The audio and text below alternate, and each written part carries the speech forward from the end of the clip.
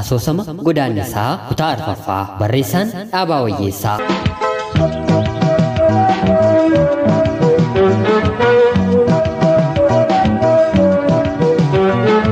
Yooyaa shamaa akkam jirtuu kabajamtootaaf hordoftoota qophii Oromiyaa 24 nagayaaf jaalallii tokkummaan bakka jirtan hundumaatti hunduma keessanii fi atiwachaa guyyaa har'aas asoosamaa godaannisaa kutaa arfaffaa Dhaabaa Wayyeessaatiin barreeffamee isiniif qabadheen dhiyaadheeraa hanga xumura qophii kanaatti sheer laayikii fi yaada keessan nuuf qooduutiin na waliin turaa jechaa namoonni chaanaalii keenyaaf haaraa taatanillee anaa dhufuu kun Oromiyaa 24 guyyaa guyyaatiin xalayaa jaalalaa seenaa jireenyaa fi asoosamaa nama barsiisuuf bashannansiisuu danda'u isiniif qabattee waan dhiyaattuuf subscribe gootanii maatii keenya taatanii akka irratti hirmaattan kabajaan isin gaafachaa kallachumaan gara asoosama keenyaatti.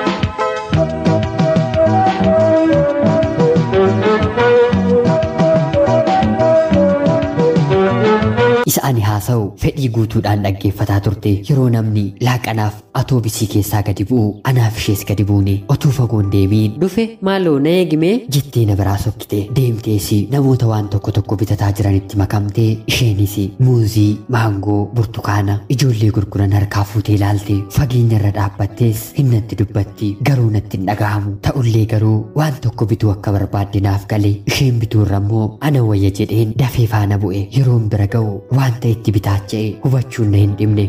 Maal taate jedhee yeroo gaafadhu maaloo waan isaan jedhan naaf galuu dideem rubbiyyaa qarshii abba takkaa shilingii takkaa fi nuuraa 4 jedhu hiikaasaa wallaale jettee ija saalfiitiin gara koo laalte. Tur ati dhiisime jedheen ofii kootiitti darbeen qarshii kiisii koo keessaa baasuuf yeroo jedhu ta'u malee naan jettee harka koo qabatte harka ishee sakaaniin immoo qarshii 5 kennite muuzii fi burtukaana bitannee erga bakka taa'umsaa keenya geenyee deebinees laaqana keenya nyaanne yeroo wajjin deemnus ta'e yeroo wajjin nyaannu nama har'a wal argitu hin taane hiriyaa yeroo dheeraaf waliin ture fakkaanna yeroo achii deebinee atoobisii keessa seennu gaaffii isheetiin haasaa jalqabne jechi ijoollee sanaa naaf galuu didee doofaan ta'e miti jechuun burtukaana natti hixatte anis burtukaana isheen naaf laatte quncifachaa isa isheen baruu barbaadden ibse kan isaan jedhanii jechuma keenya naannoodhaa gara naannootti loqonni xiqqoon jijjiirama niiraa 4 jechuun saantima 10 jechuudha shilingiin tokko immoo saantima 50 jechuudha ruubiyaan ammoo saantima 75 qarshii abbaa tokko jechuun immoo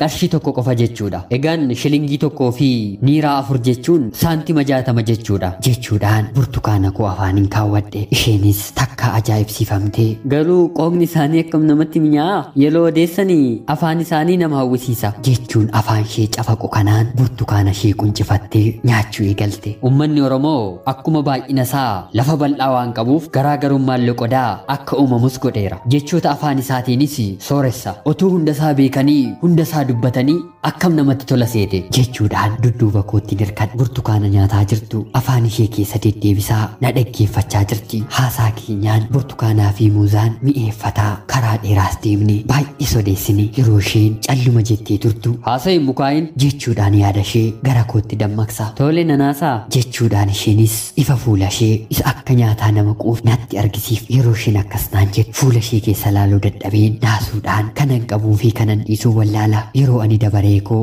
yaadaan liqimsamu immoo dubbattee yookiin qaama koo sochoosuun yaada koo keessaa na dammaqsiti akkanattiinis yaada waliin liiqamnee magaalattii xiqqoo magaalaa Harammayyaatti buune.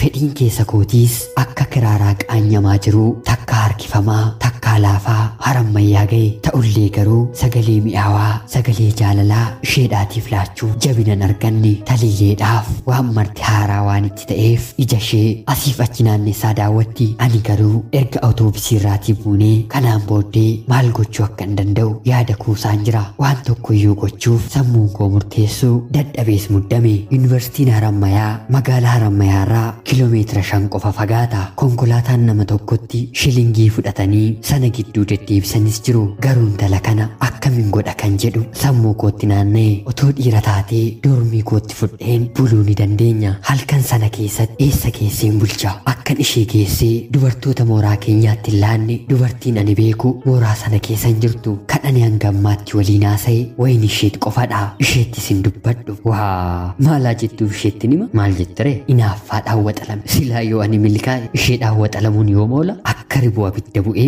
inaaffaadhaan waadamtee shuntuurooftee bobaateedhum jedhee yaada kootiin otoon ishee naafsisu sammuun koo akkas xiinxale magaala sana buluuf murteesse. Erga baay'ee dhaabbannee turree booda beenuu shayii dhugnaa jedheen yeroon ishee gaafadhe. Eessa yuunivarsiitiinii jettee na gaafatte. Akkaataan kootti bitaacha'ee jennaan yuunivarsiitiin asirraa xiqqoo fagaata. Amma yoo deemne anaaf illee homaa miti siif garuu bultoon rakkoodha. Kanaaf asumaa siif qabnee bultee jedheen bullee ganama deemna jechuudhaan isheenis homaatuu natti hin dubbatiin faana koorra buuti. Fuulli ishee hedduu duumessaa'eera. Hoteela guddaa tokko seennee ani aannan isheen shayii ajajannee dhugne. Ammayyuu sammuun koo dhiphuurraan of kolle waliif hin galle lamatti tamsa'ee yaanni koo wal falma. Tokkos keessa kootii akkana naan jedha. Gooftaa koo dubbiin siif dhumaa jira.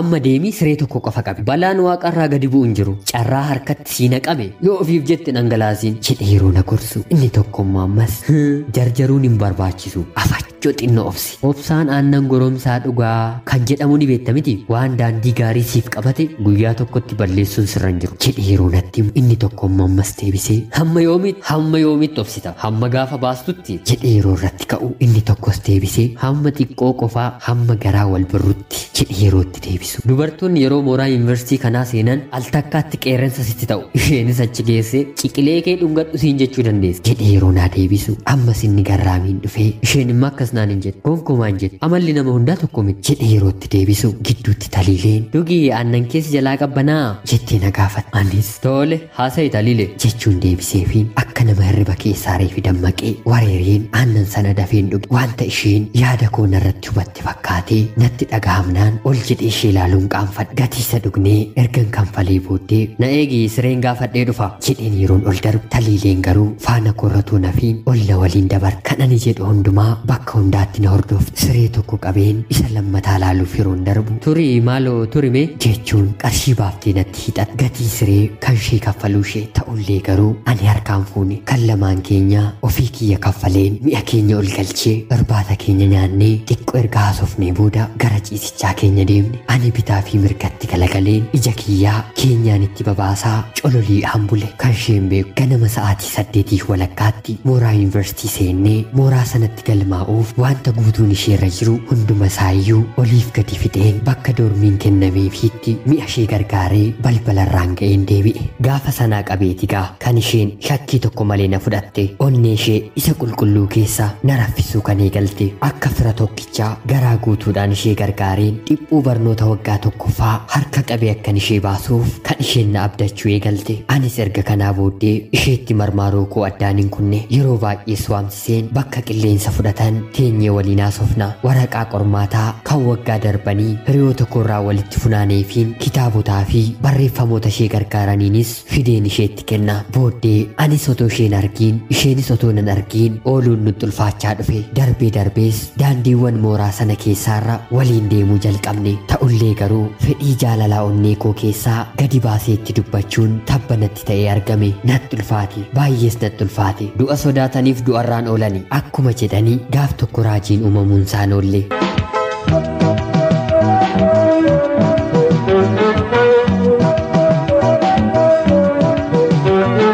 Aduun lixxee jennaan dukkanni ifarratti olaantummaa isaa agarsiisuu jalqabe. Qilleensi qabbanaa'aan hara harammayyaa hooksee mooraa keenyatti bubbisa. Mukoonni asiif achi socho'an nagaaf harka nu fuudhanii kan nu eebbisuuf ragadan fakkaatu. Taliilee wajjin haasa'aa dhufne daandii mana bulchiinsaa mooraa sanaarraa gara mana kitaabaa geessuu irra geenyeerra. Waa'een daandii kanaa daandiiwwan mooraa kana keessaa addatti odeeffama. Yeroo baay'ee hiriyyaawwan lameen daandii sanarra waliin deemuu jaallatu. Akka odeeffamuttis yoo ta'e dur intallii fi gurbaan tokko daandii sanarratti utuu wal dhungatanii ijaan argamaniiru jedhama. Kanaafis natti fakkaata laav street yookiin daandii jaalalaa jedhaniiti waamu. Inni boodaan dhufu isa duraarraa dhagahee waamuurraa kan hafe yoom maqaan kun akka moggaafamee fi eenyu akka moggaase kan gaafate hin jiru. Hunduu daandii kanas akka daandii ayyaantuutti ilaala. Onnee koo keessattis daandiin jaalalaa kun bakka qabachuun isaa nafne yoon isarra deemu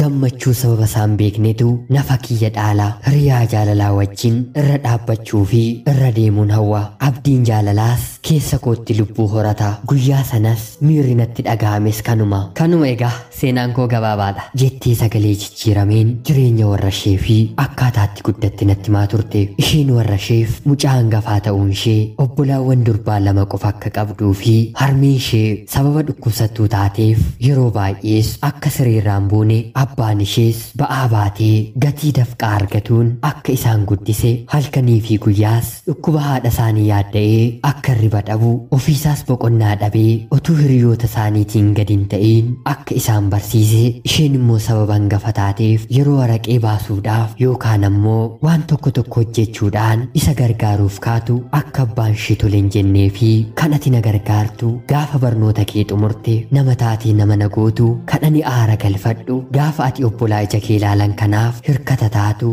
gaafa ati haadha kee ishee dhukkubsatte kana qoricha ishee barbaaddee fayyistu gaafa fuulli ishee goggoge kun foon ijaaree ija gammachuun lafa laaltudha jedhee barnoota isheetti akka jabaattu abbaan ishee akka ishee gorse natti himte. Isheenis nama taatee nama isa gochuuf utuu gorsa isaan irraanfatiin akka jabaattee bakka yaadamte geessu gabaabsitee natti himte. Baay'ee nama dinqa jedheen yeroon fuula ishee keessa laalu taliilee ishee yeroo kaanan beeku natti fakkaachuu dide. Waan rakkinnii fi hiyyumni itti fe'amanii morma ishee gadi cabsan fakkaatee darannaanis na gaddisiiste. Maal nama dinqa jetteetu kan jireenya akkasii keessatti guddate lakkoofsa maal qaba? Hundumtuu obsee fayyaa fakkaatee wal bira deema malee naan jette sagalee dadhabaadhaan. Anis kana caalaa waan tokko dubbachuu hin dandeenye. Akkaataan ishee garaa na raasee utuu natti hin beekamiin harki koos ni hollate. Ishees ofitti qabee jennaan isheenis akkuma koo hollataa narratti lanqas jette. Jabeessee hammadheen hidhii kootiin hidhii isheen barbaade. Miiran jiru keessaas kan isheen ofirraa na darbattee fuuldura koo fiigduttan of bare. Amanuus nan dadhabe. Ija koo baasees yeroon ishee ilaalu akka billaachaa fuuldura koo kaate. Qilleensi wayyaa haphii isheen uffattee jirtu gar tokkotti qabee waan ishee balaliisu fakkaata. Harka koo lamaaniin afaan koo qabadheen gogee hafe. Funyaan koo fi adda koorraa dafqi finiinee akka nama fiixee mukaarraa gadi darbatamee sammuun koos waliin dhahame. Laftiif waaqtis natti dukkanaa'e. Sanaan booddees jiraachuuf kanan godhu yookiin kanan ta'u natti mul'achuu dide. Ergan ishee argee jalqabee jireenyi mi'aawaan ani abjoochaa ture al takkaattis akka eebichaa hadhaa'uu jalqabe. Akka nama machaa'ee madaalliisaas eeguu dadhabee bitaaf mirgatti darbatamaa gara doormii koottiin qajeele. Haala jireenya kootu naaf eeyyamuu dinnaan malee otuu mooraa sana gadhiisee badee fedhii kootis ture. Balleessaan koo maal akka ta'e yoon addaan baasee beekuu dadhabeeyyuu mataa koo irratti amantii ani qabu hundumtuu ni barbadaa'e. Nama rabbi ogummaa jaalalaa dhorke nama jaallatamuu hin dandeenye godheenis deebisee of tuffadhe. Yeroon mana barnootaatii ba'u daftara koo lafa kaa'een gara magaalaa Baatiitti fiiguun jalqabe. Magaalli Baatii magaalaa xinnoo mooraa keenya fuulduratti argamtudha. Achi deemees akkuma ijoollee baay'een godhan farsoo fi daadhii dhugeen beekne deemeen yeroon wal irratti dhugu lafti ani irra jiru akka mataa calii na baatee naanna'a na baatee sirba. Ka'een deema yoon jedhus nafti koo hundi ni gatantara. Namoonni natti baacuun Haay ni farcha'e ka machaa'e kunoo bara argita jedhanii natti kolfu.